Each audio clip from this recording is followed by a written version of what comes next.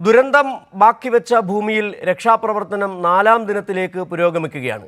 പടവട്ടിക്കുന്നിൽ കുടുങ്ങിയ 4 പേരെ ദൗത്യസംഘം ജീവിതത്തിലേക്ക് കൈപിടിച്ചുയർത്തി.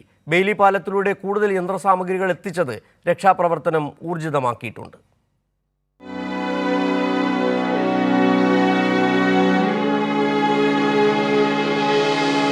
അതിരാവിലെ തന്നെ ദൗത്യസംഘത്തിന്റെ രക്ഷാപ്രവർത്തനം പുനരാരംഭിച്ചു.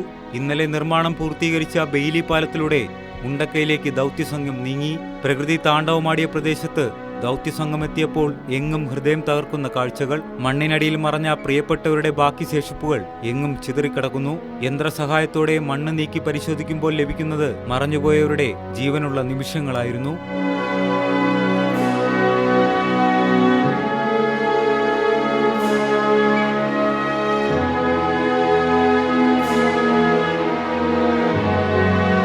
ഉള്ളുലച്ച ദുരന്തഭൂമിയിൽ നിന്നും അല്പസമയത്തിനകം ജീവന്റെ തുടിപ്പ് കണ്ടെത്തിയെന്ന പ്രത്യാശയുടെ സന്ദേശമെത്തി. പടവട്ടിക്കുന്നിൽ നിന്നും തിരച്ചിലിനിടെയാണ് ഇവരെ വീടിനുള്ളിൽ കണ്ടെത്തിയത്. ജോണി, ജോമോൾ, എബ്രഹാം മാത്യു, ക്രിസ്റ്റി എന്നിവരെയാണ് രക്ഷാപ്രവർത്തകർ രക്ഷിച്ചത്. ഇവർ വീട്ടിൽ കുടുങ്ങുകയായിരുന്നുവെന്ന് സൈന്യം പ്രതികരിച്ചു. രക്ഷാപ്രവർത്തനത്തിന്റെ ഭാഗമായി കരസേനയുടെയും കേരള പോലീസിന്റെയും ഡോഗ് സ്ക്വാഡ് സ്ഥലത്തുണ്ട്. ദുരന്തഭൂമിയിൽ അകപ്പെട്ടവരെ കണ്ടെത്തുന്നതിനായി പ്രത്യേക പരിശീലനം ലഭിച്ച നായകളാണിവ. ഇനി 298 പേരെ കൂടി കണ്ടെത്താനുണ്ടെന്നാണ് ഔദ്യോഗികമല്ലാത്ത കണക്ക്. As per enquiries itself, it is more than 200 people. But you see, there are a lot of people from other states, which we may not be able to find out. The revenue department is still trying to collect the data and find out how many people are here and how many people are missing. I think probably in 1 or 2 days we will be able to tell you.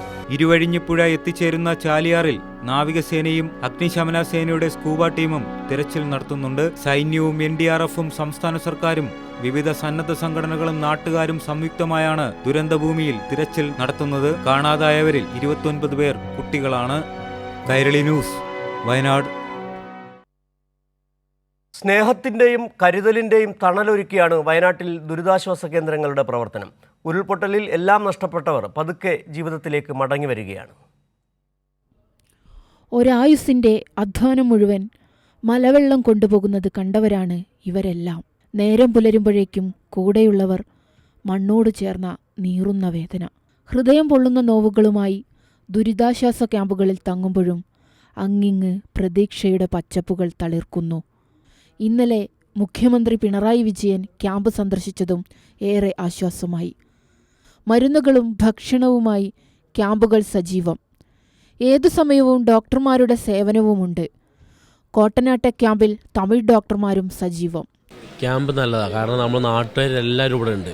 അമ്മ നഷ്ടപ്പെട്ടതിൻ്റെ ഒരു വേദന കുറയുന്നുണ്ട്. ക്യാമ്പിനെ കുറിച്ച് കുഴപ്പമൊന്നുമില്ല. മക്കളെ കാര്യമാണെങ്കിലും എല്ലാം ഒരു പ്രത്യേകം വന്ന് നോക്കുന്നുണ്ട്. തൊട്ടില് കാര്യങ്ങളൊക്കെ ഫീഡിങ്ങിൻ്റെ ഒക്കെ എല്ലാം ശ്രദ്ധിക്കുന്നുണ്ട്. ഓല് വന്നിട്ട് ആരോഗ്യപ്രവർത്തകരാണെങ്കിലും എല്ലാവരും സജീവമാണ്. കാലവർഷക്കെടുതിയെ തുടർന്ന് 91 ദുരിതാശ്വാസ ക്യാമ്പുകളാണ് വയനാട് ജില്ലയിൽ തുറന്നത്. ഉരുൾപൊട്ടൽ ദുരന്തബാധിതർക്ക് മാത്രമായി തുറന്നത് 9 ക്യാമ്പുകൾ. വിദ്യാലയങ്ങളാണ് മിക്ക ക്യാമ്പുകളും. മേപ്പാടി, തൃക്കൈപ്പറ്റ, നെല്ലിമുണ്ട, കോട്ടനാട്, കാപ്പുംകൊല്ലി തുടങ്ങി വിവിധ സ്ഥലങ്ങളിൽ ക്യാമ്പുകൾ പ്രവർത്തിക്കുന്നുണ്ട്. 578 കുടുംബങ്ങളാണ് വിവിധ ക്യാമ്പുകളിൽ കഴിയുന്നത്. ക്യാമ്പുകളിൽ വിവിധ മന്ത്രിമാരും കഴിഞ്ഞ ദിവസം എത്തിയിരുന്നു. സർക്കാരിന്റെ കാര്യക്ഷമമായ ഇടപെടലാണ് ക്യാമ്പുകൾക്ക് ഉണർവേകുന്നത്. എല്ലാ അംഗങ്ങൾക്കും ആഹാരങ്ങളുടെ ലഭ്യതയും ഉറപ്പാക്കുന്നുണ്ട്. ക്യാമ്പിലേക്കുള്ള ആവശ്യവസ്തുക്കളെല്ലാം പൊടുന്നനെ എത്തിക്കുന്നു.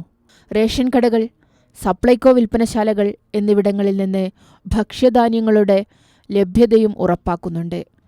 ക്യാമ്പുകളിൽ മാനസികാരോഗ്യ ഹെൽപ്പ് ഡെസ്കുകളും പ്രവർത്തിക്കുന്നുണ്ട്. കൗൺസിലിംഗ് ആവശ്യമുള്ളവർക്ക് അതിൻ്റെ സഹായവും നൽകുന്നുണ്ട്. News desk, Kairali news.